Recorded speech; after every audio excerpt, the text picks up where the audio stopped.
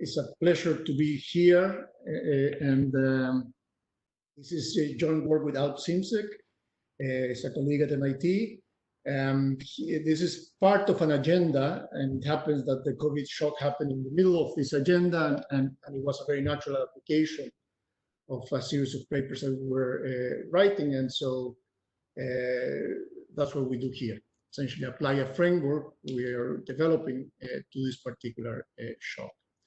Now, the COVID shock, of course, is a very complex shock, and it has certainly supply. It's mostly a real shock, but it has supply and demand,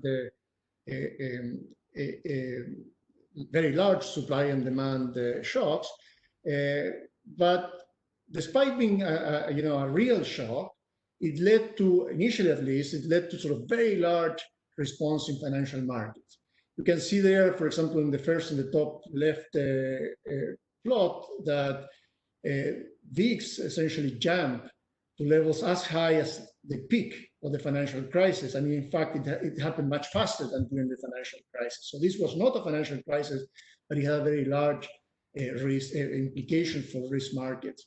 And this was not, VIX is just one market, but if you look at the S&P 500, there was a decline of 30% in a matter of weeks, which per unit time is a much sharper decline than the worst decline during the Great Depression, for example. So very acute responses, and if you look at credit markets, regardless of where you look, you see sort of very, very large responses. The other characteristic of that shock, however, for financial markets was the very large intervention of the Fed. And all major central banks around the world, essentially. In a matter of days, essentially, the Fed pledged, to take into account the ability to lever up the Treasury commitment and so on, in a matter of days, essentially pledged about 20% of US GDP to support credit and asset markets. And the response of financial market was very rapid as well. It was this is an outdated picture, because right now we're around here in big space. So it's clear that the intervention of the Fed was very well received by financial markets. So this is what this paper does. This paper is essentially, again, as I said before, there's a evolution of complex real shocks to the economy. We're going to isolate the supply shock, that's just because that makes a more dramatic thing. And it's a paper about showing how the impact of the shock through risk markets may end up generating an aggregate demand recession beyond the supply shock. And again, if you introduce demand shocks, then you get a demand recession which is even larger than the initial demand recession. And then we use this model to think about the effectiveness of and the mechanisms through which an intervention of this kind matters to contain what is the transmission mechanism of an intervention of this kind in containing that potential aggregate demand recession. So what I'm going to do is I'm going to present the paper essentially twice. The first part is an introduction, but it's going to be a very long introduction with no equations, just conceptual. And then I'm going to repeat the same things I say in this very long introduction, but with equations. So people that want to leave after the introduction, they'll know all that they need to know, but for the equations. Now, this paper is part of as I said before, part of a broader agenda. What is this agenda about?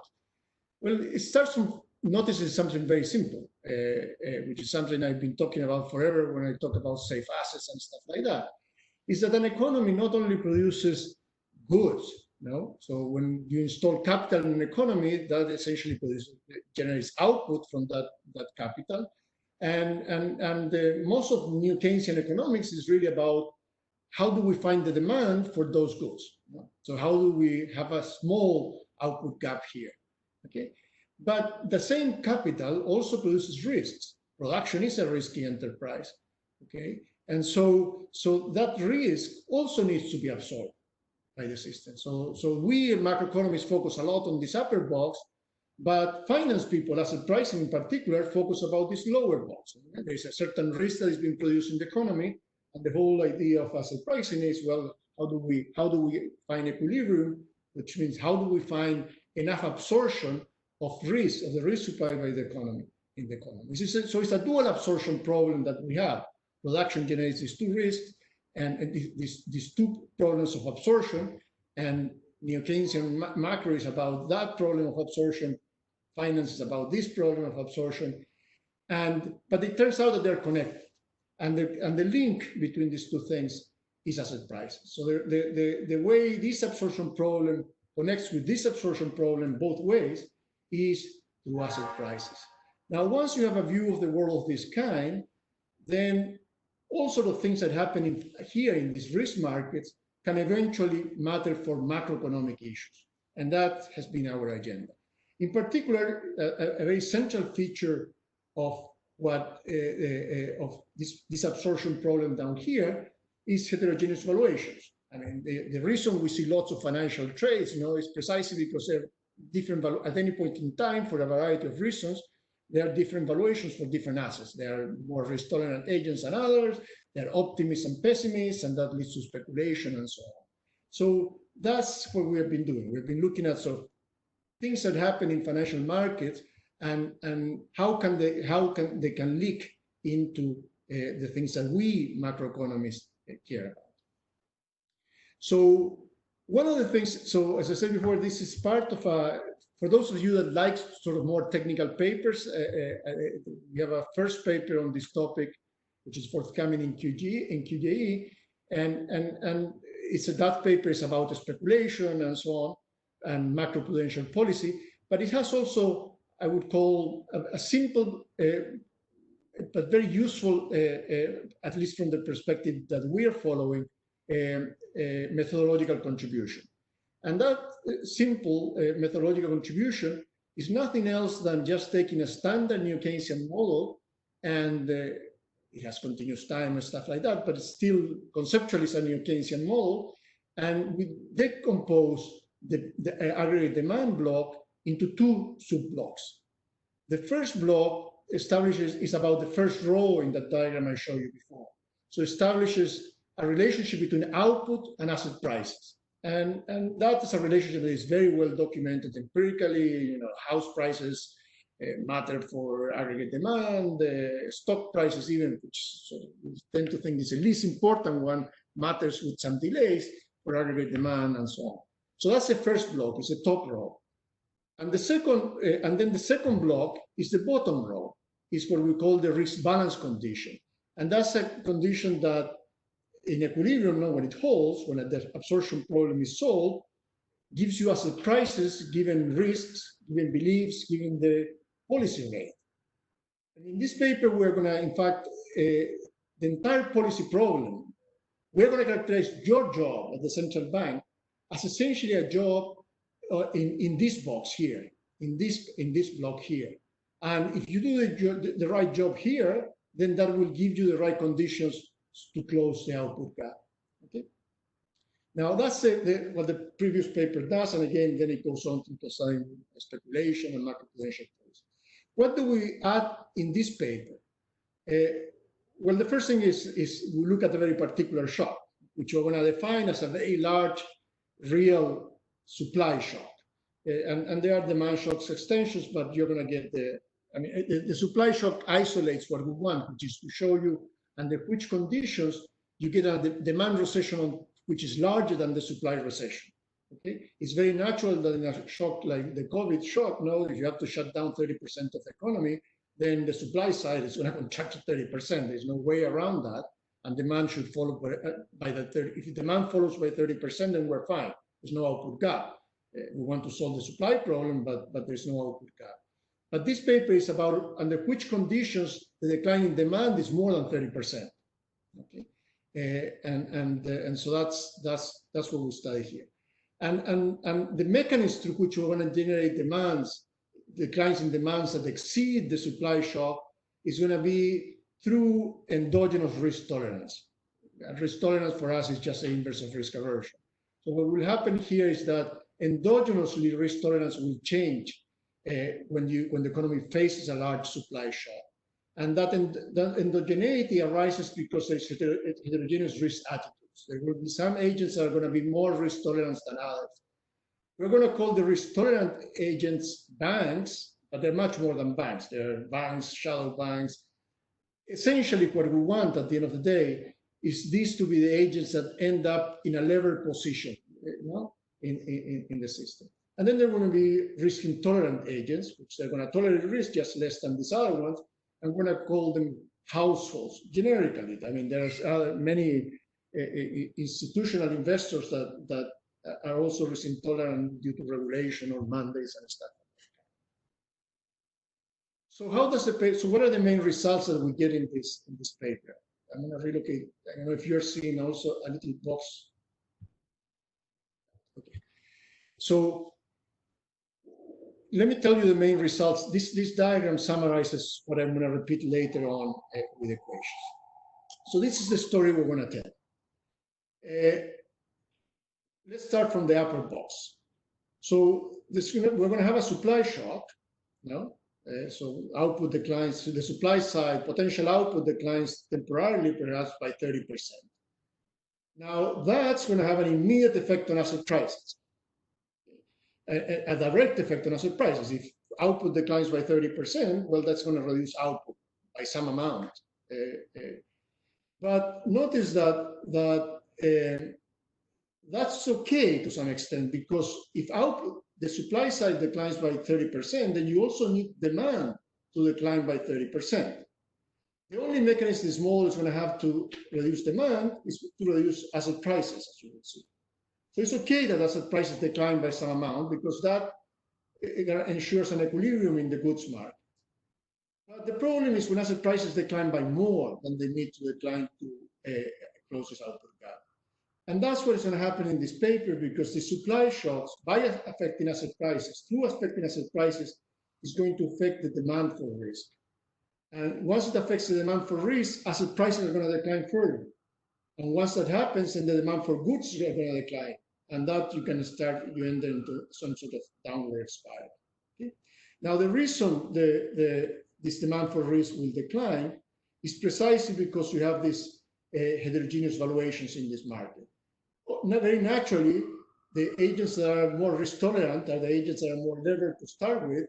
Well, those are going to be the most affected by the declining asset prices, and therefore their relative wealth, is going to decline by more, which means that the average risk tolerance in the economy is going to decline, and that's what leads to a decline for risk.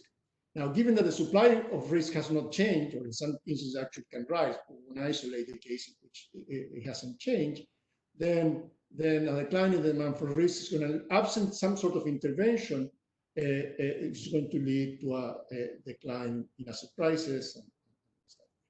So the second part of the paper is about those interventions. Conventional monetary policy will be very effective here. In fact, it's going to be the most effective tool. But if you run out of that, then we're going to show you actually how we're going to call them LSAPs, large-scale asset purchases, but really absorption of risk by the government can mitigate the damage. Now, let me explain a little bit more this extra mechanism. Again, there's nothing interesting if you remove this layer here. There's nothing interesting in this paper. All that will happen is supply declines by 30%. You need demand to decline by 30%. Well, then asset prices are going to have to decline here in this paper by 30%. Okay, whereafter the extra kick that you get. So why is that we get this endogenous decline in risk tolerance? Well, I said it already. Before the shock, the balance sheets of these two groups are going to look very different. The risk tolerant agents, what we're calling banks, are going to look very levered, have a large share of risky assets. They're going to fund part of that assets with debt, which we're going to assume is risk-free. Well, let me take that back. With debt, so they have leverage.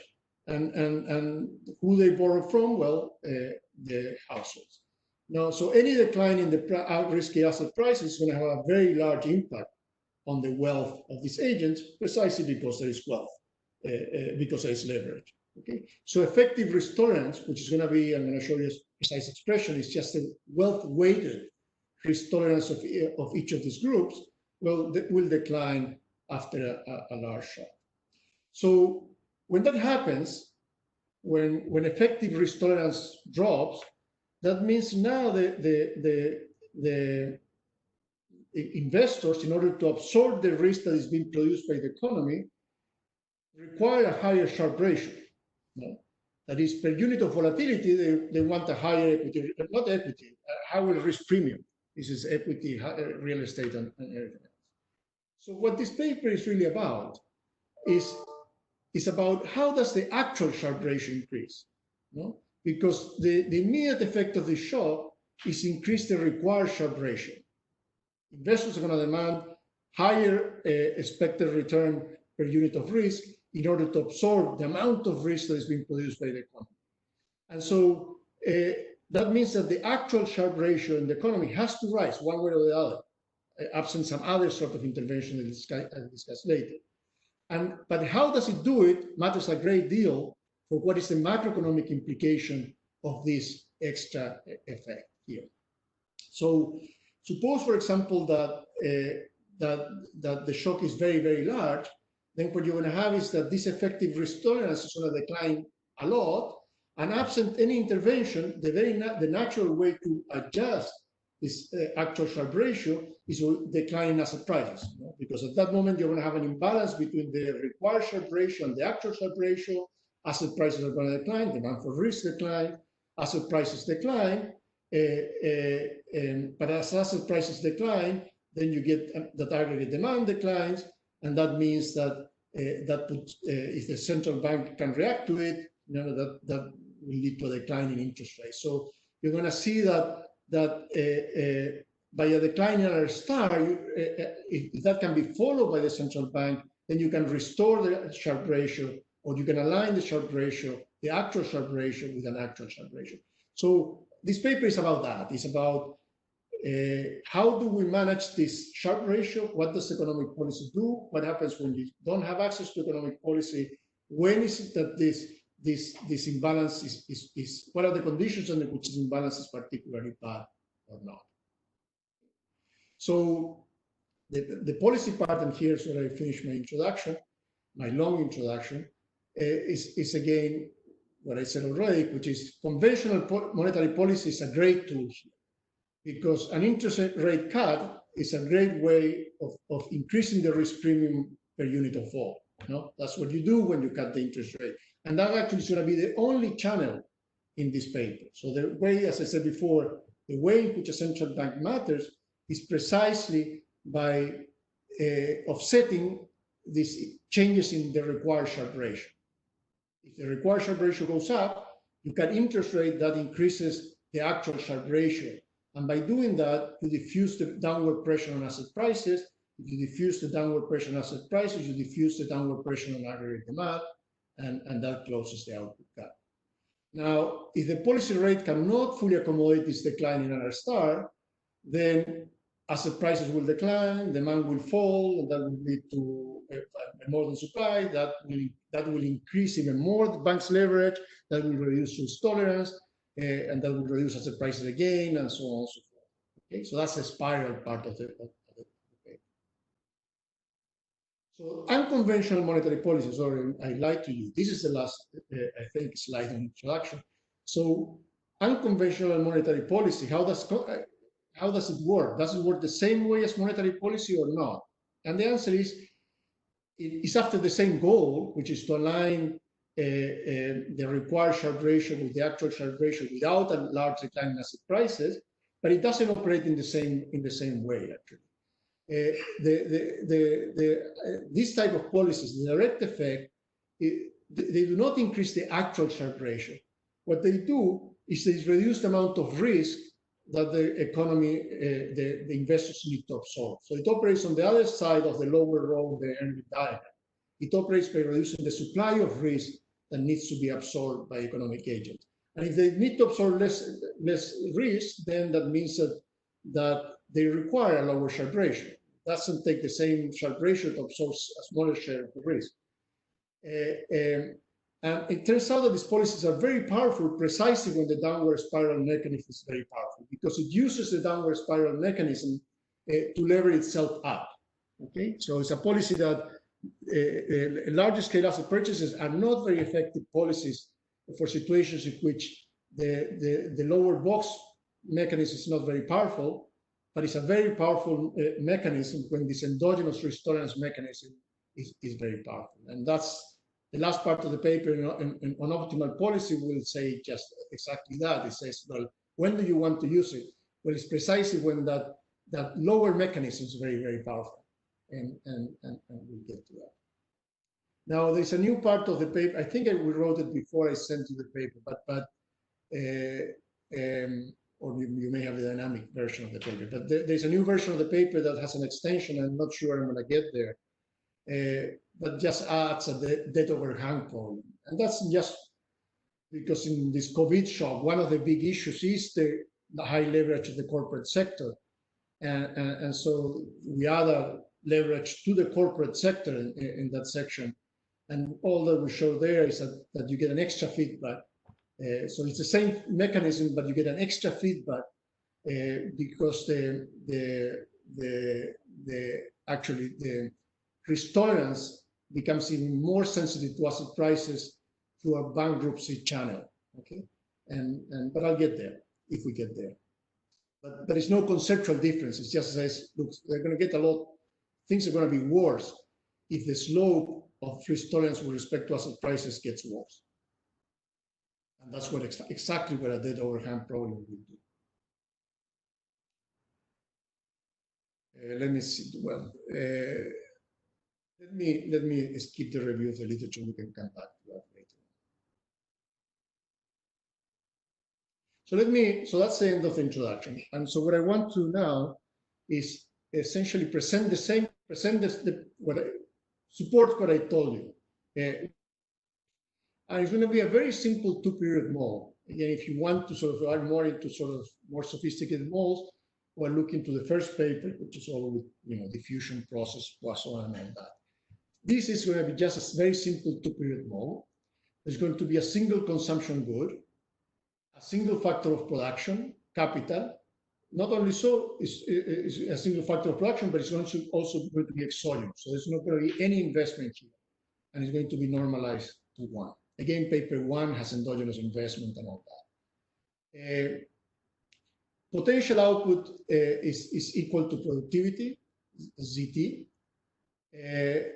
And at date 1, as of is a random, Z1 is a random variable, which is distributed log normal, like this. And we're going to assume as well that at date 1, that is the final date, there's no demand problem. That is, aggregate output is going to be equal to potential output. So there's no output gap problem in the final date. Okay. Again, if you go to the more complicated paper, you have this continuous time, so there's always future aggregate demand problems, and there are lots of feedbacks that come from future aggregate demand problems, current aggregate demand problems. We're going to shut all that down here, and we're going to have just a terminal period in which output is exogenous and equal to that. Actually, in the last section on debt overhang, output becomes endogenous as well because there is bankruptcy and so on. But most of the talk, perhaps even all the talk, final output is going to be exogenous. So all the focus is going to be on date 0. That's the interesting date for us, and that's where all the analysis will happen. So at date 0, output may be below potential output due to shortage of demand. Okay? And I'm not going to spend time on what is behind this shortage of demand. What is behind, I can tell you, is just a standard New Keynesian model with sticky prices. And it's going to be fully sticky prices, so only one period. We're going to assume that no one can adjust the prices. Okay, but that's the reason output is demand determined here. Okay, it's because we have New Keynesian firms on the back. But all that I want you to get from this is that output is going to be less or equal than potential output at date 0. And the whole name of the game here is that the COVID shock is going to affect this side a lot, and the whole name of the game for us is to have output decline only by as much as the 0 decline, not more than that. So this is important. There's going to be two types of assets. There's going to be a market portfolio that is claims on all the capital, includes houses and stocks and all those things. And they represent a claim to all output. The price at day zero is we're going to denote that as Z0 times Q0. And let me spend a little time here. So the capitalization value, if you will, is Z0 times Q0. And this Q0 is going to be a very important price for us. No, it's the price of assets per unit of productivity or per unit of potential output. And there's a fire or something on there. Do let me know, Ernesto, if you hear too much background noise, because then I close the room. So this price Q0, actually, I cannot hear myself. So hold on a second.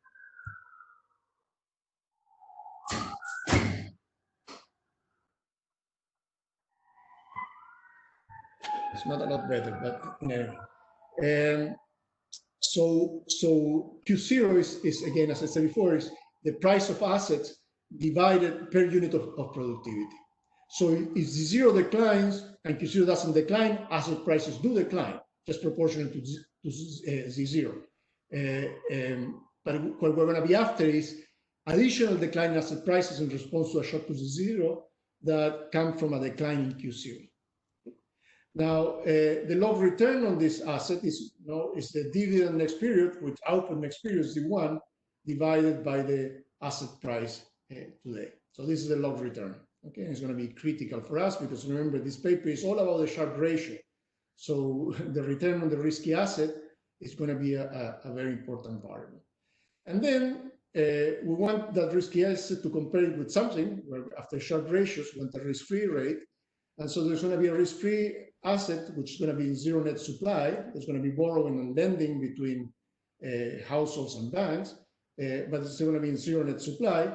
And it has a log return RF. And this RF actually is going to be controlled by the central bank. So there's a cashless limit type argument there. So there are two types of agents. We're going to denote them by B and H. B for banks, H for households. And remember that banks for us is banks with quotes. You shouldn't take them literally as banks, although banks are part of these agents without any doubt. These agents have Epstein Zim preferences. We're going to make the intertemporal substitution extremely simple, equal to 1, so they all have log utility. And that will mean that consumption is going to be proportional to wealth. Okay. For the presentation, not in the paper, we want to make also the discount rate equal to 0. So both periods are equally weighted by consumers.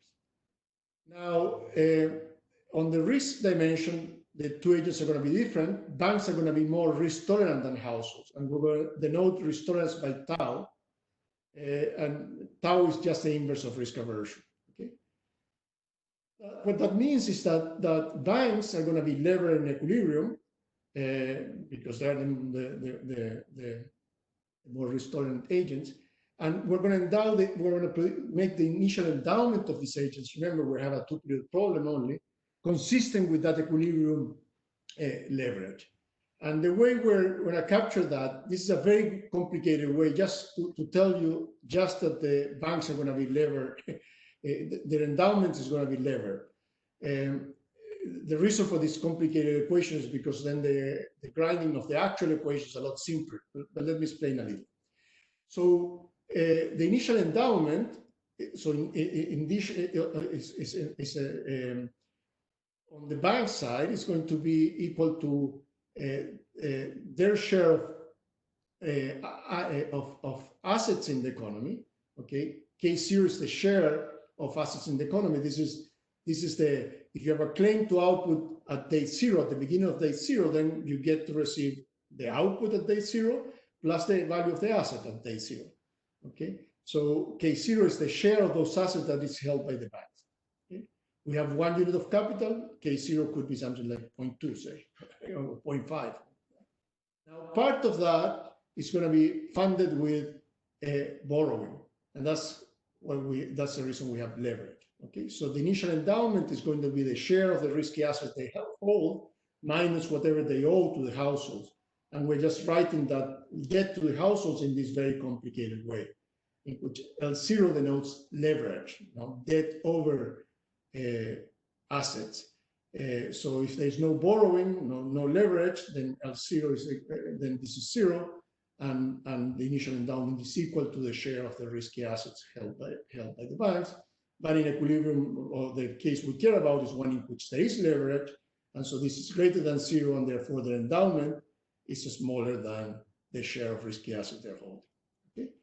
And now, what is the role of monetary policy in this world? Well, it's going to be to control that interest rate, and the goal of the monetary authority is going to be to just set output equal to a potential output. It's going to try to set Y0 equal to Z0. It has obviously no control on what happens to aggregate supply, but it has control through the interest rate on what can happen to aggregate demand, and it's trying to target this, but it's subject to some lower bound constraint, greater or equal than 0. Okay, let me pause here because that's the setup before. So after this, I'm going to start solving them all. Any question about the setup? So if you have a question, please ask in the Q&A section now or any time during the talk. Okay. There's no question right now. Okay, good. So now let me solve this model, and it's very simple, which is what I like of the model, little model. So the first thing I'm going to look. Remember, I told you we were going to decompose the typical sort of solution of the New Keynesian model into two blocks: the output asset price relationship block and the asset price or the risk market asset price relation. So, which we call the risk balance condition. So let's look at the output asset price relation. So remember that we have agents that have log utility, and the discounting is 0. So they want to consume half of their wealth in each period. That means consumption is equal to half of their wealth. Their wealth at day 0 before they make the consumption decision is equal to the output of that period plus their wealth, and they want to consume 1/2 of that at day 0. Now, it's a Keynesian model, so at least in the region we care about, actual output is equal to consumption. So you can solve this in equilibrium. It has to be that consumption. You can replace consumption here for output, and then you can solve out. So it's a standard Keynesian cross type situation, and then you can solve out for output from this expression here, and you get the following output asset price relation. So in equilibrium in the goods market, you have that output is proportional to asset values. And that's the mechanism. So why do we care? Why do central bank care about asset prices in this model? Well, because asset prices controls output. Here is a very stark relationship. There's no other component of aggregate demand. If you have fiscal expenditure here or so on, then you would have other components. But here, everything is through aggregate demand. So asset prices are a very important variable for the central bank because they determine aggregate demand, and aggregate demand determines output. Now you cannot, this is a very simple model in which is only a wealth effect and so on. You can add lots of extensions. For example, one that we always get asked, and is suppose that, for example, you have a large share of hand to, many people say, well, look, very few people hold assets, the rest of the people, are hand to mouth consumers. Well, it turns out that if you split agents into a fraction gamma of agents that are like this, that hold assets and so on, and a fraction 1 minus gamma of hand-to-mouth consumers, then you get the following expression. You get actual consumption is gamma times this plus 1 minus gamma times Y0. It's still the case in a Keynesian model, output has to be equal to C0. You solve that model and gamma drops out of the equation. So you get literally the same equation if you have an enormous amount of hand-to-mouth consumers. There are other extensions. For example, if you had a Kiyotaki-Moore type mechanism, you could also add to this block a collateral constraint. If you have an investment, well, and you have just Q theory, you're going to get also that output is going to be equal to C0 plus I0, and I is investment. I is also a function of asset prices, so you get another reason why output is positively correlated or positively related to asset price. Okay, so this is not a very controversial measure. What is controversial is you could add more things here, but asset prices tend to increase aggregate demand, and if you have a situation where there's a space for there's an output gap that increases output, it's not a very controversial part. So again, what the central bank is going to be trying to do is to set this output equal to potential output. So it's trying to set, sorry about that, finger problem here. Okay, so it's trying to, the goal of the monetary authority is going to be to set output equal to potential output. Well, if you set output equal to potential output, it means you replace Z0 here, Z0 drops, and that tells you that there is a very specific asset price per unit of productivity that ensures the output gap is equal to 0. And in this particular case, with no discounts or anything, that particular asset price, which per unit of productivity, which we're going to call Q0 star, is equal to 1. Okay? So if now you get a supply shock, say a big decline in Z0, asset prices are going to decline proportional to Z0. If we manage to maintain this asset price per unit of productivity at 1, then asset prices are going to decline exactly by Z0. No? And that's fine. It's a terrible thing if Z0 shock is very large, but it's not your job as a central bank to deal with that problem. Okay? But if for any reason Q0 drops, doesn't stay at 1, it drops below that, then we're going to get a recession which is larger than Z0 because output is going to decline by more than Z0. It's going to decline by the Z0, but also by the amount of decline in Q0. Okay, and so your problem as a central banker is to try to keep this Q0 as close as possible to 1.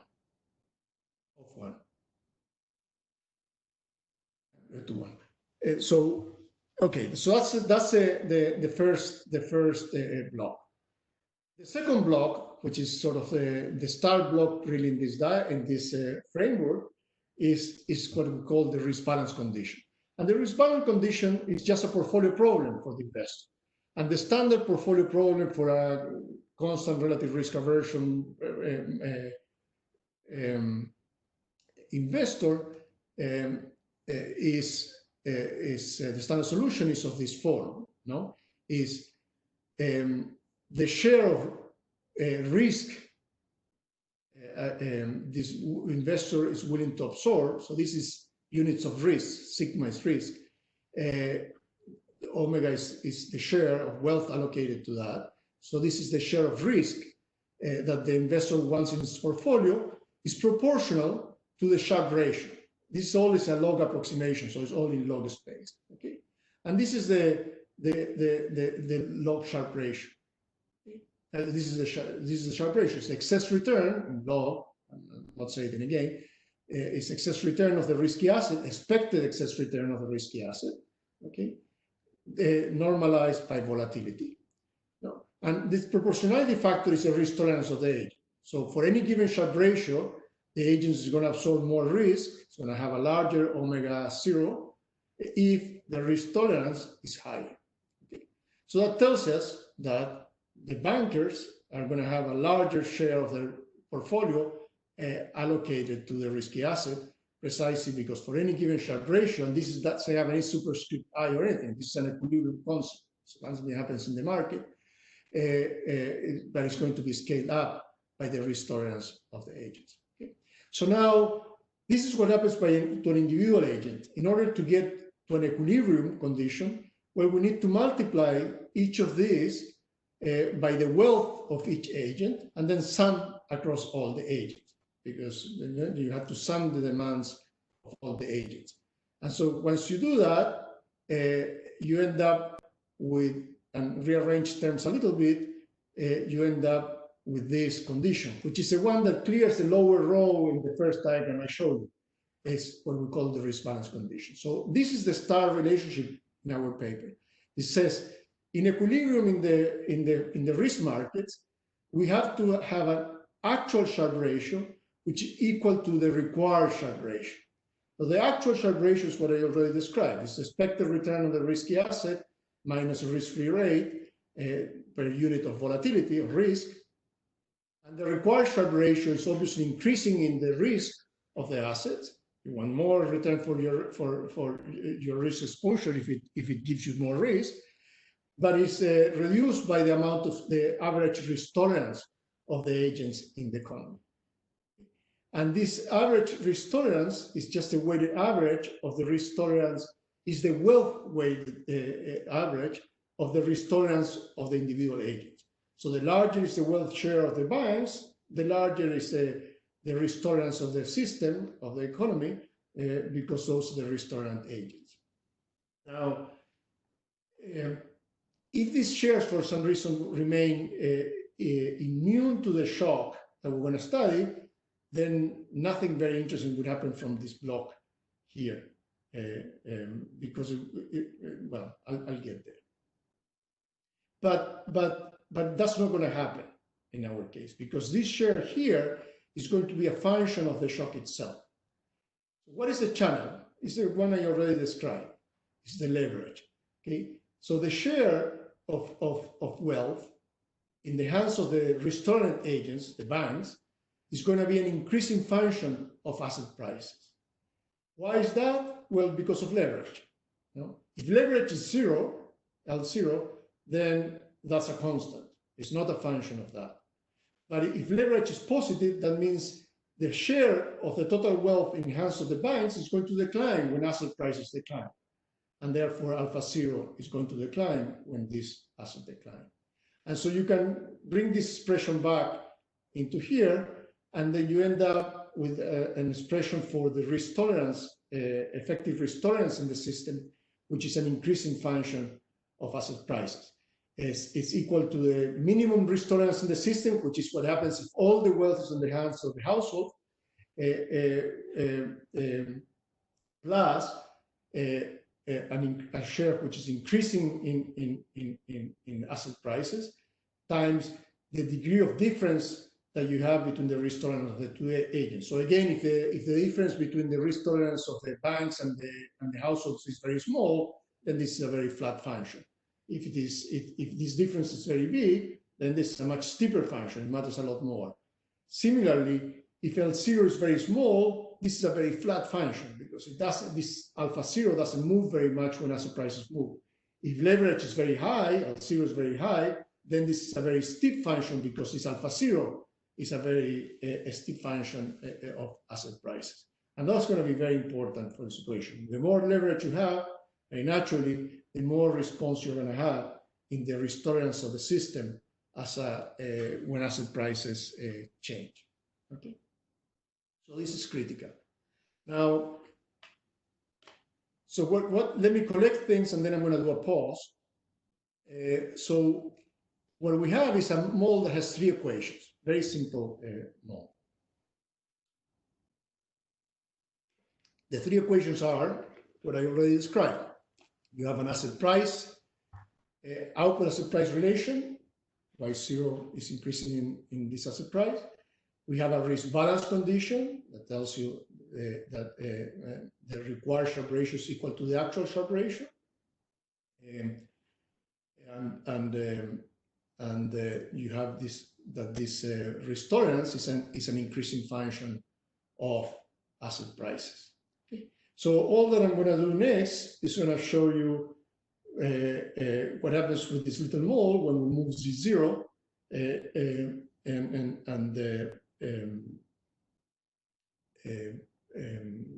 what happens as a function of the flexibility that the central bank has and the kind of policies that the central bank uses in general. Okay, so before doing the complicated things, let's do a benchmark. So let me assume that first that let's ignore all the stuff of the zero lower bound, and let me assume that the central bank is doing the job, and so that the interest rate is equal to whatever is R star, and R star is the interest rate that closes the output gap. Okay, so suppose that all that is happening. Suppose, well, we know from the equilibrium in the goods market, we know that for this to be the case, this R star has to be such that Q0 is equal to Q star equal to 1. Notice that, why do I say that? Well, you know, we know, we already solved from here that in order to have Y0 equal to Z0, I need a Q0 equal to 1. Well, I'm going to get the Q0 from this expression here. This also depends on Z0, Q0, but I'm going to get this Q0 here. So when I say R star, I say, what is the R that I need here so that the price that comes out of this equilibrium here is equal to 1. And so that's what R star is. And so R star, you can solve it by solving this expression here, okay? So that the equilibrium output, equilibrium price is equal to 1, because 1 is exactly what we need here in order to not have an output gap. Well, that's the expression for R star. Let me do it in steps. So, and remember that Q0 is star is equal to 1. Okay? So let's look at this component first. So suppose that we have a large supply shock, a COVID type shock, that we all hope is going to be temporary. So Z0 declines by a lot. So asset prices, even if we keep Q0 star constant, asset prices will decline by a lot. No? If Z0 declines, say, by 30%, if we keep Q0 star at 1, then asset prices decline by 30%. Well, but if you expect the recession, the supply shock to be very short-lived, which is the hope we had at least early on, if you expect that to be very short-lived, so a very V-shaped recovery, then this term means that now the expected return on the excess return on the safe asset is very high. No? The return on the return on the risky asset is very high. The expected return on risky high is very high because you have expected dividend constant. Asset prices have declined by 30%, and that gives you a huge excess return. So what happens then is that asset prices actually, the Q0 is going to be upward pressure. If you expect the recovery to be very fast, asset prices decline by 30%. That's going to lead to a lot of demand for risky assets. That is going to increase Q0 above 1. But if you are above 1, that means you have an excess demand for goods. Therefore, R star goes up. As a result of this term here, R star goes up. And that's what happens in a conventional model when you have a supply shock. You know? If you have a supply shock only and nothing else happens, then, but the supply shock is supposed to be temporary, well, since you have this relationship here, then you need, if output decline, potential output declines by 30%, declines by 30%, you need asset prices to decline by 30%, so aggregate demand declines by 30%, otherwise you have an excess demand. So what does the central bank have to do then? In that case, the central bank has to raise interest rate in response to an aggregate supply shock. It has to raise interest rate because when it raises interest rate, that lowers the Q0 and towards 1. Okay, so that's the benchmark. So you don't put any other ingredient into this new Keynesian model, and you just look at the supplies as a short-lived supply shock, then the optimal response of the central bank, of a central bank that is trying to stabilize the output gap on both sides, is to increase interest rate, not to decrease rates.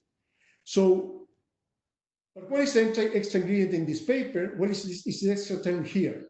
And the extra term here is the following: well, this is this is the required Sharpe ratio expression, and this is a drag on the risk-free on R star. Okay? And so if this is a constant, if all agents are the same or there is no leverage in the system, then the logic I explained, then this affects the level of the rate that the central bank, the average level of the rate that the central bank needs to target in order to close the output gap, but it doesn't affect the response to the shock. So if this is a constant, that lowers the entire level of the R star, but it doesn't affect the response to the shock, and the central bank should still increase the interest rate in response to a large temporary supply shock. But if this function is very sensitive to asset prices, then when these asset prices decline by 30%, this risk intolerance declines also by a lot. And if it declines by a lot, that means the required Sharpe ratio goes up by a lot. And that means that puts downward pressure on R star. And what we're interested in is exactly in a situation where this effect is so large that it overwhelms the effect of the supply, the direct effect of the supply shock on R star, and then you end up actually reducing R star. And that means essentially a condition on the amount of leverage, initial leverage we want the banks to have, okay? Or alternatively, the difference between risk tolerance of the two agents and so on. It's a condition that mixes all those things. Now, since I want to focus on that region, I want to eliminate this nuisance here, okay? I want to eliminate this nuisance, this effect, because otherwise I have to be telling you always, well, this effect should be large enough that offset this. I'm going to eliminate that. And a very easy way to kill this is to make the shock, the supply shock, rather than temporary, permanent. Because if you make this shock permanent, then Z1 bar is just Z0 times exponential of whatever is the average rate of growth of this. And so then the Z0 cancels with Z0, and this term no longer appears there. Okay, so that's what I'm doing. But in the remaining of the talk, again, it's just trivial to add it back, but I want to have simpler equations. Okay, so let me pause here because that's the benchmark, and now I'm going to start sort of doing the interesting things.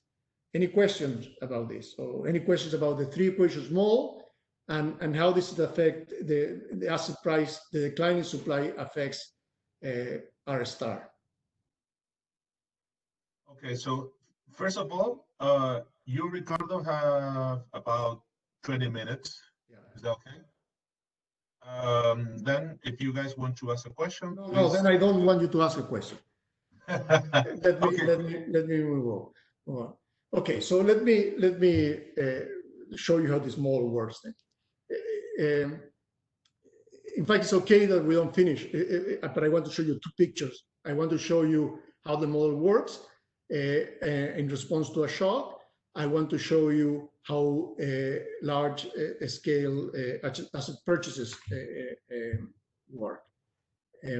So I'm going to solve the model in this diagram here. So what do we have? What I'm showing you here is the risk balance condition. So I'm going to look for equilibrium in the risk markets. And remember, what I want is a Q that is equal to 1. That's what I want to do. Okay? I want a Q equal to 1, because that's what gives me the zero output gap. So let me look at the different situations. So suppose first that there is no shock yet, and then we want to introduce a once and for all supply shock. So suppose first Z0 is equal to 1, and we're all in January 1st or something like that. Okay, so what do we have here? So this curve here, well, let me start with this one. This curve here is the required Sharpe ratio. So it's this equation here. And it's a decreasing function of asset prices. Why is that? Well, because as asset prices increase, the share of wealth of the banks rises, and since they are the risk tolerant agents, risk tolerance rises. Okay, so it's a decreasing function of asset prices. And that's the particular function. This blue line here is the actual Sharpe ratio. And it's the actual Sharpe ratio. The actual Sharpe ratio is also a decreasing function on Q0 of Q0. Why is that? Well, because as Q0 declines, then asset prices decline. That means that the expected return for any expected dividend is higher. Okay, and so sorry, it's a decreasing function because it's, well, I described for the decline, but let me say it again just in case I confuse you or myself.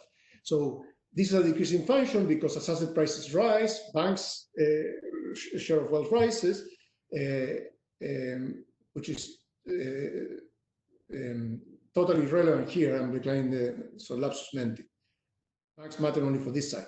When asset prices rise, for any given expected dividend in the future, the expected return on the risky asset rises. Okay, and so therefore sorry about the expected return on the asset drops. I'm keeping constant the expected dividend. I'm increasing asset prices. Therefore, the expected return on the risky asset declines. So this actual Sharpe ratio curve is declining asset prices just because for a fixed future dividend, a higher asset price means a lower expected return. So sorry for the very confusing description of something so simple. Now, this particular blue line here, you see that this blue line is shifted by the risk-free rate. So this particular blue line here is for the risk-free rate equal to 0. Since we have a zero lower bound, you know that this blue line cannot go higher than that. Okay, because if I increase RF above 0, then I reduce the Sharpe ratio, so I shift the whole curve down. But I cannot. But the maximum I can shift it up is when this RF is equal to 0, and so this blue line reflects that. So what happens then before we get hit by the shock? Well, before we hit by the shock, if the interest rate is equal to 0, we are not doing the job because there we have an excess demand for risk. Okay, and we have an excess demand for risk because asset prices, the required Sharpe rate, the actual Sharpe ratio, the blue line, is above the required Sharpe ratio. So what will tend to happen there is that prices are going to there's going to be upward pressure on asset prices above 1, but that's going to lead to an excess demand for goods, which is not something the central bank wants.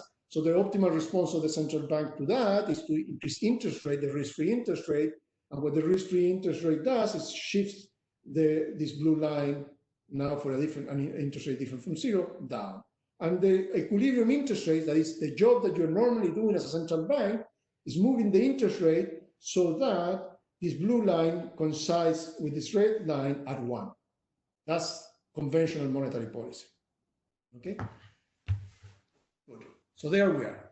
So we are here at an equilibrium in which sort of a new blue line with an interest rate greater than 0 meets this dashed red line at Q0, asset prices per unit of potential output equal to 1.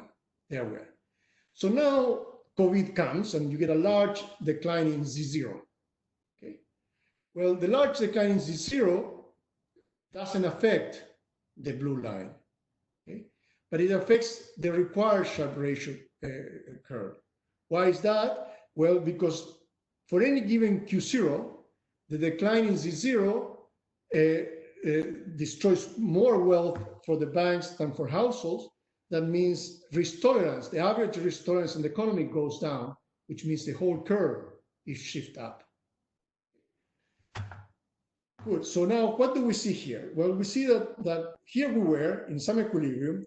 The central bank sees this. Well, the first thing it does is it cuts the interest rate. It had some positive interest rate here. It cuts the interest rate, and that means that it shifts the blue line up to this blue line here, which is the maximum blue line it can have. Now, it turns out that the shock was so large that that blue line still leaves you with an excess supply of risk. At this price, as a price, the system, the economy is producing too much risk relative to what economic agents, investors want to hold, so you have an excess supply for risk. When that happens, the equilibrium, this is a 0 and it's set there. The only thing that can adjust here is Q0. So what starts to happen is asset prices decline. When asset prices decline, then the actual Sharpe ratio goes up. So it goes in the direction of closing the gap. Okay?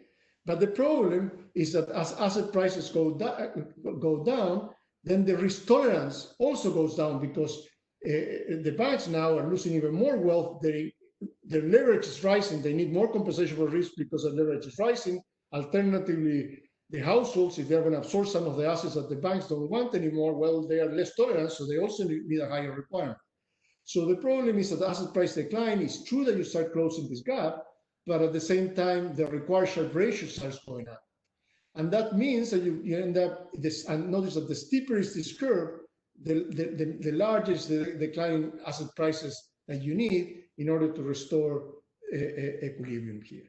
And so that's the amplification mechanism. If this curve was flat, that is, if this function was not a function of asset prices, then you get a decline in this Q0, still an excess demand, but that is proportional to just proportional to the decline in asset prices. Okay, so it's bad that you hit the zero lower bound still. Okay, sorry, I'm saying if this curve shift, but somehow, but the slope is flat, somehow this shift. So you had a shock to risk tolerance, then we get a direct effect that is proportional to changing prices, but not more than that. But here, precisely because this thing is endogenous and tau zero is increasing in prices, therefore it declines as asset prices decline, you get a multiplier in this market. Okay, so here you have a very large decline. You have a very large decline in asset price, a direct effect, which is the direct effect of Z0. But on top of that, you get a decline in asset prices per unit of Z0 because you get this very large multiplier effect through the endogenous risk tolerance. Okay, and needless to say, if this function is very steep, then this red line is very steep, which means that even small shocks to Z0 can lead to very large multipliers as a result of this endogenous mechanism. In fact, there are conditions under which leverage is so high that you end up with multiple equilibria. I'm not going to spend time on that because I have very little time. It's very easy to of these kinds to generate multiple equilibria. Here you have two equilibria, one in which you can sustain the price and another one in which the whole banking sector is bankrupt, but nothing too interesting. So let me spend time on the policy, on the LSAP. So I already explained what conventional monetary policy does, which is shift the curve that way, and that closes the gap. But I'm looking into a case in which the shock is so large that you are against the zero lower bound, and so we need to do something else. And the something else we'll consider is a government that chooses to buy risky assets. It's a consolidated government. So the way I think here we're thinking about central bank and the Fed and the Treasury together. No, there is some backstop by the Treasury, and then the central bank may lever it up or something like that. But we're not looking at that distinction.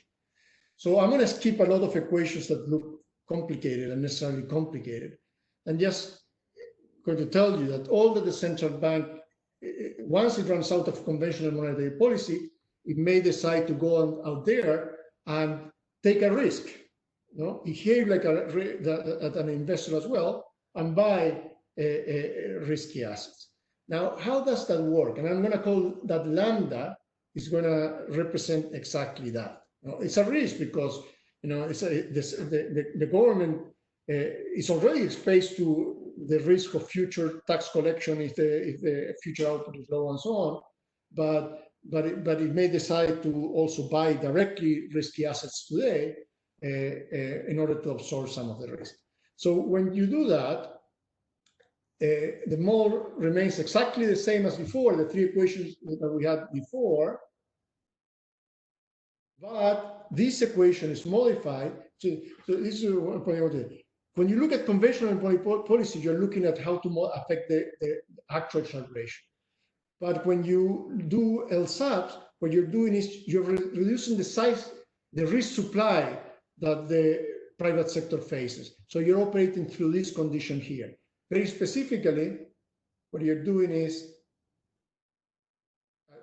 changing exactly in this way. So lambda, I said, is a share of risk that is being absorbed by the government, and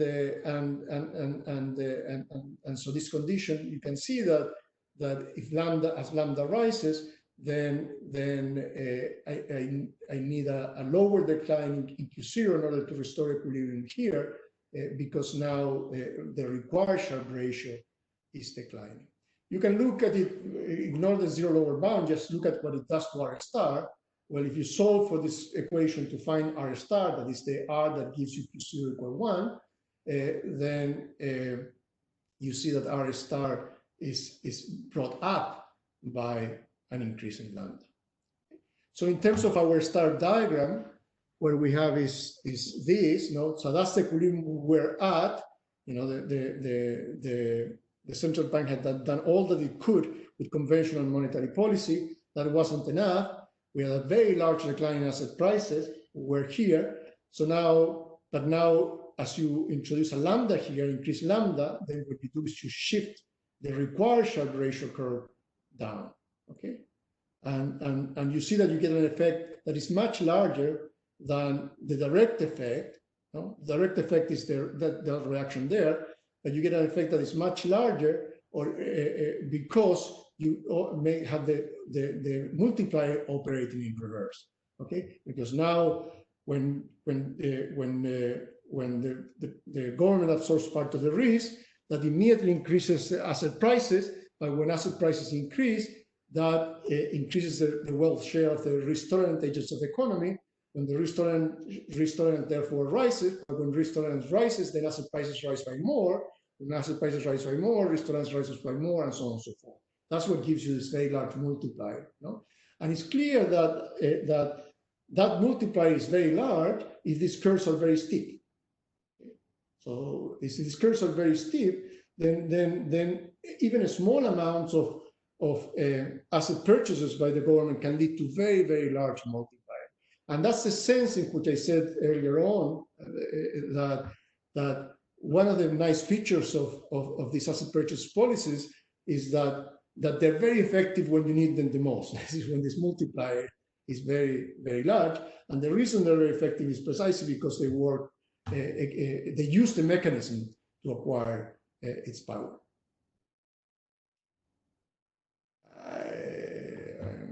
I'm going to skip that. We do some optimal policy there, and which is just to say that even if let me tell you what we're trying to do rather than exactly what we do. What we do there is we introduce the government, give an objective function to the government, and what we do is we have a government that dislikes output gaps.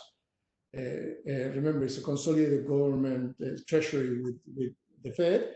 It also dislikes that needs to be absorbed by the market. It wants to reduce the risk that needs to be absorbed by the market. But it dislikes even more to have to absorb risk. So the reason we set up the problem that way is so this is the risk that the government is absorbing, this is the risk that the market is absorbing.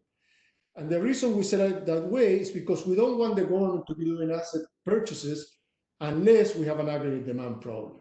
Okay, so this government would never be in the business of being in the asset market problem unless it has an output gap problem to solve. And so that's the situation we have here. You never do this kind of policies. You always do more conventional monetary policy. The last thing you do is LSAT. We're working on an extension actually in which we also get into what kind of LSAT. When you have multiple risky assets, then what kind of instruments should you target and so on. I'm not going to do that today. And that objective function tells you things that are pretty natural, but remember that the only reason it does so with the central bank is not because of the supply shock, but because of the excess demand, the excess response of demand to that supply shock. So this tells you that obviously a government, well, this part is obviously a government that is more risk tolerant, that is more willing to pay these things, perhaps that is less constrained by regulation and so on, is going to attempt to do more of these policies. It's also going to do more if the government has more fiscal capacity. And why is that?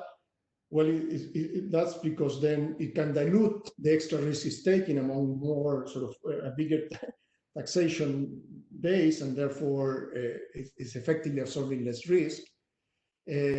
But this is what I was saying before, it's also far more active when the supply shock is larger. But again, it's going to be active when the supply shock is larger only because this is going to generate an excess demand recession. If the supply shock generates a demand recession equal to the supply recession, then there's no asset price purchase. It's only to deal with the excess that is created, but that excess is increasing the supply shock itself because a larger supply shock reduces the prices by more, which reduces risk tolerance by more, and so on. And for the same reason, actually, it will do more policy when the banks are more levered. And why is that? Well, because then the multiplier of the policy is also a lot larger, because the red line here is very steep. Okay? That's intuitive. So that's really what I wanted to tell you. Let me tell you now the extension. Let me use. I have a few minutes.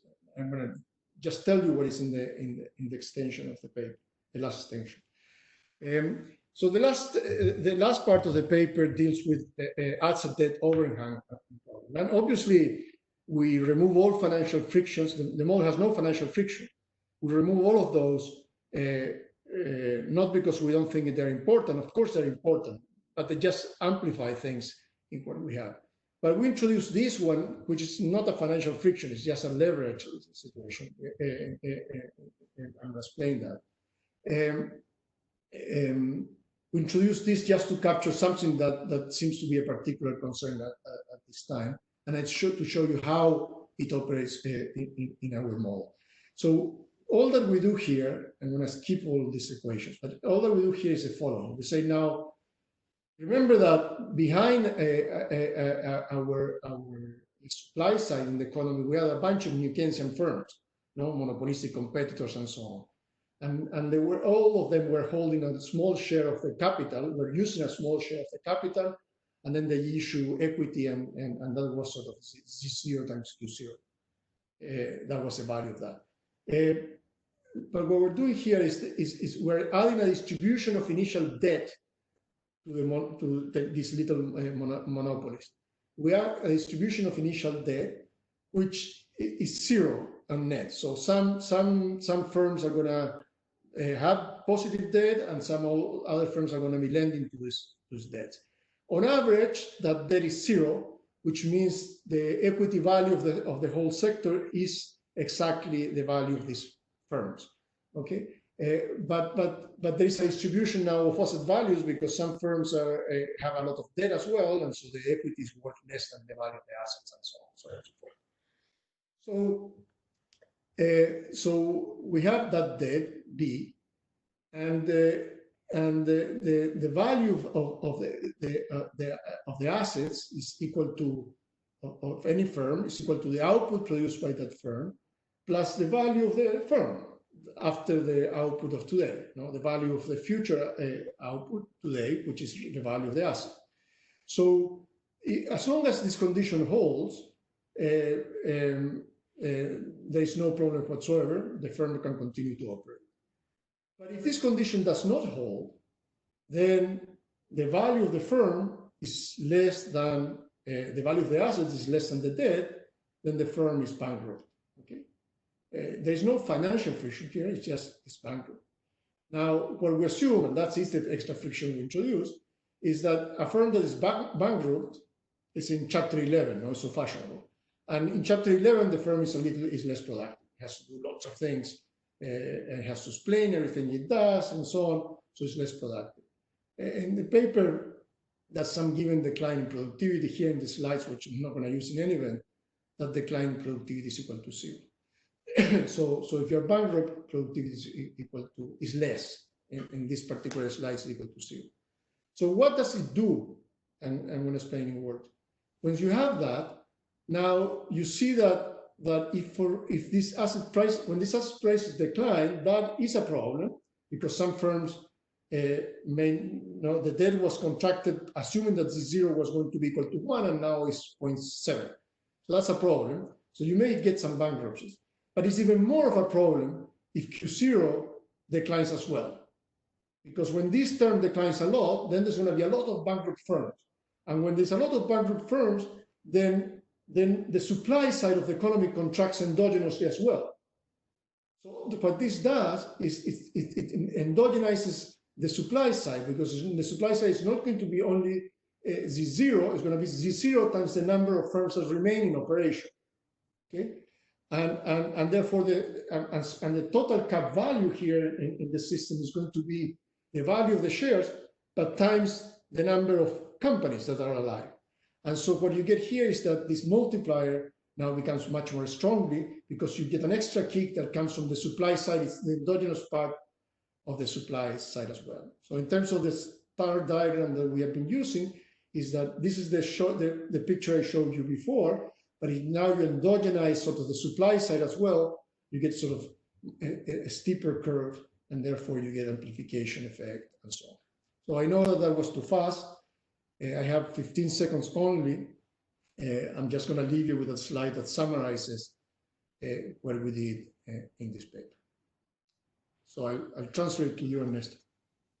Thank you very much, Ricardo. Again, if you want to speak and ask questions or comment something, please tell us so in the Q&A section, and we will open the mic for you. In the meantime, I would like to ask a question myself. I'm curious about an implicit pecking order in the paper about which policy tools to use. First is a standard monetary policy, then is some sort of unconventional monetary policy. I wonder how much of that pecking order comes from the fact that in the paper is the model is set up in such a way, I think, that monetary policy has full power on the real economy. If they're going to be, as you said at some point, about hand-to-mouth consumers or government debt or, sorry, government expenditure or investment, then the effect of Q0 on Y0 will not be that strong, and maybe the policy recommendation will be more like a combination of policies instead of a corner solution. Sorry, but what is the corner solution? Corner solution, I mean first standard monetary policy, and when that is exhausted, then go to something else. And something else, I mean creative fiscal policy. No, of course. No, that's not what I meant. No. And look, that's a good question because it allows me to say, to use it as a hook to talk about something else as well. But this is not, it doesn't say that you want to do this over fiscal policy. We have no view on that. Remember, this is a question about, this is the tools that the central bank has. But it doesn't say that the policy of the central bank is superior to fiscal policy. In fact, many people, you see, I interpret actually what has happened, and that's the hook I want to. I interpret a lot of what has happened over the last, especially following the Great Recession, is that a big chunk of the recovery has been done through asset markets, because that's the tool that central banks have. You know, so I think this is not a bad depiction, especially for how monetary policy works in the US. The idea that central banks operate primarily through financial markets, very broadly understood, including housing and so on. I think that's very much your tool. And what this tells you is that if you have a big problem and you want to use this tool only, well, you're going to have to inflate asset prices a lot. And so that's the reason I was saying, look, I think that a lot of the inequality that people talk about and so on, now people talk about, for example, the big gap between Main Street and Wall Street and so on. Yes, if you're given that this tool, well, that's what you have to do to restore equilibrium. You may not like that, and perhaps because you don't like the inequality consequences, for example, of operating through asset prices, you may want to do it through fiscal policy. This paper won't solve that problem. It tells you these are the tools that the central bank has, and this is the kind of thing policies use. Now, but no ranking in that dimension. So what I want you to rescue from that is not a sense of priorities. I want you to rescue a mechanism. I think thinking about monetary policy, both of the conventional and unconventional kind, as a way of producing the right wealth or asset values is a useful way to think about monetary policy. And to think on those terms, you have to think about in terms of this risk balance condition. I think in a sense that perspective is a little bit, it's a model behind what Bernanke and Kuttner had in mind. You know, you remember that paper in which they essentially said, look, of course we're after closing output gaps and stuff like that, but we don't see output gaps until much later. We never see them right and so on, but we do see asset prices very quickly. And so then they did all the empirical analysis using asset prices and so on. Well, that's the kind of logic you have here. Yes, the central bank doesn't care about asset prices per se. It cares about that, but the instrument it has is through asset prices. But this paper will never say anything about fiscal policy because we don't have it. Now, when you run out of this, you're right that the unconventional policy, it says, okay, central banks still are using certain tools which can be understood in terms of this equation here as well. And so that's the usefulness. It's not saying that LSAP is better than fiscal policy either. I have no view on that. Or I may have views, but this model has no view on that.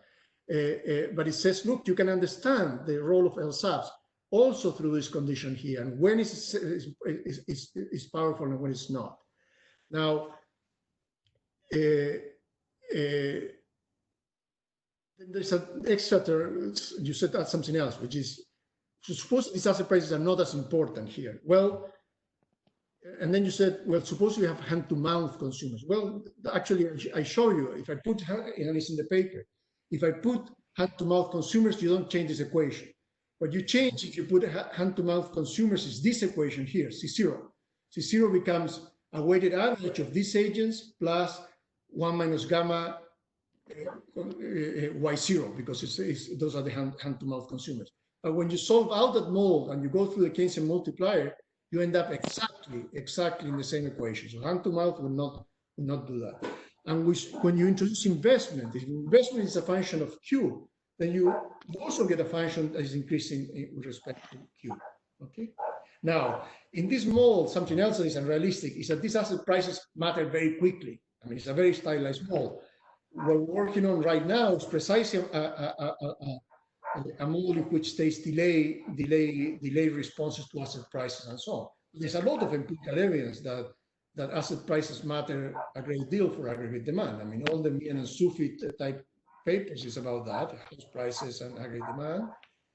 Again, there's lots of papers that show that credit frictions, the prices matter through credit frictions. Well, if you put a Kiyotaki-Moore model on top of this, you're also going to get an increasing function of asset prices. And so I think that actually this model, if I were to take this model to the data, I would add more reasons why asset prices matter here. Because the wealth effect is probably the least powerful in practice. You have collateral effects and other things as well. I don't know if that answers your question. Yes, it does. So we have a question from the audience, Carlos Delgado. Please, Carlos, you can speak now. Firstly, thank you very much for the presentation because I consider that as an interesting research. I have a question related to the supposing the government's risk tolerance is lesser than the weighted mean of between banks and household. What are the fundamentals about No, that? there's no fundamental. We impose this objective function. The only reason we did the idea that it's very easy to derive these components here. No, that the government worries about output gaps and it worries about risk. You know, it's trying to make consumers happy and investors happy. This we impose. And the only role of this really is we wanted to capture a feature of reality, which is that central banks helped by the government. In the case of the US, this is a central bank that has to be helped by the government, dislike to do these kind of things. So the central bank the government is also risk averse. They don't like to do this. If you were to build this if you ask me to build a little more fundamental model of this, what I would do is the following. I would say, look, here what this government is really doing, and sorry, I never explained what the ETA is and all that, but what the government is really doing is taxing a future generation, or is taxing current workers, the share of current output that is non-pledgeable in the form of asset, is taxing those agents in order to, or pledging those taxes in order to borrow today to fund the private sector. So a way of justifying this is to say, well, look, you don't want to be taxing workers to pay for corporations. I tell you, probably you don't want to do that. And so I dislike to have to do that. I don't want to absorb the risk. And the reason this is a risk consideration is because, you see, if there is a bad realization in the future, that means the same amount of data generated today will have to lead to a bigger taxation on those workers, or a bigger taxation on the new young entrepreneurs of the future, and so on. So it's that reluctance, that's the way I would introduce it. But in the paper, what we really wanted to do is, well, we don't want the government to want to use this stuff, because we don't observe in practice governments that do this stuff unless they have to do it. And this is a way of getting that corner solution. But there's nothing beyond that. Having said that, now that I developed this little justification on the flight, I would argue that this may will be a problem, actually, a political part of the political problem when we come out of the current mess. Certainly in the US, I mean, there is already a lot of noise in that there was a lot of support for asset prices. And therefore there was a lot of support for large corporations by supporting the bond prices and all that. That essentially came at the cost of very large fiscal debt, and therefore it's going to be very burdensome on future generations. I'm almost sure that that's a debate that is going to become very heated in not a very long time around here. And it may well be the case that leads to increasing taxes in corporations and the very wealthy as well. And it may well be the case that at some point asset markets begin to anticipate that, and you see sort of some effect as a result of that. I think these are very practical considerations, actually. They're very relevant considerations. Sorry about it. We have one extra question from Fernando Mendo, and then we should close down the seminar. Fernando, you can speak now. Okay, can you hear me? I can. Okay. So this is maybe it's a rather technical question, and if so, you can just ignore and close it. But I was wondering about what would happen in a dynamic model, because you have different risk versions. In a dynamic model, you will have this non-myopic component of asset demand.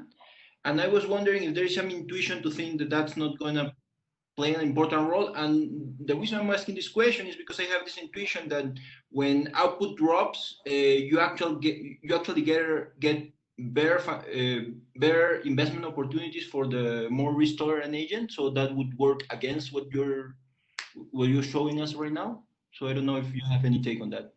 I mean, it is true that in a dynamic model you start getting a hedging motive, but I could solve one particular model very easily, in which you generate small the same qualitative features. For example, I could do a dynamic model in which the restaurant agents have log utility throughout, so tau equal to 1, and the households have 0 risk tolerance, for example. And that model you would solve very similarly to this. It would be very similar to this model. And so it would look the same. Now, it is true that once you introduce a hedging motive, you get an extra term that you have to deal with. What I can tell you from the previous paper,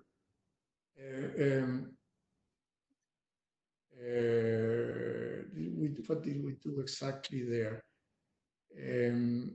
No, that was for the first part. You can relax the log utility on the first part, therefore you can have the interest rate show up in there. There's another way in which you can dampen results and so on, but you never cross.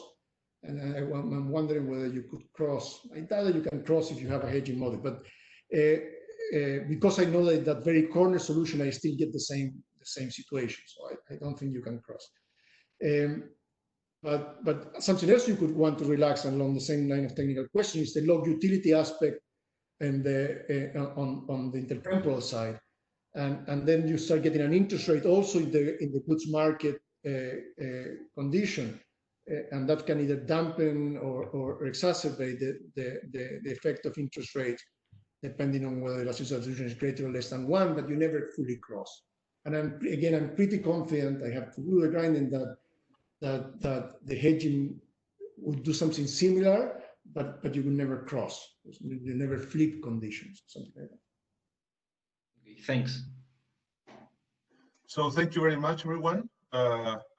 With Fernando's question, we close down the webinar. We thank again Ricardo Caballero for being with us today. And we invite all of you to be with us next week when we're going to have Seven Kalemli Oskan, who will talk about COVID and emerging markets. Thank you very much and stay tuned. Okay, thank you.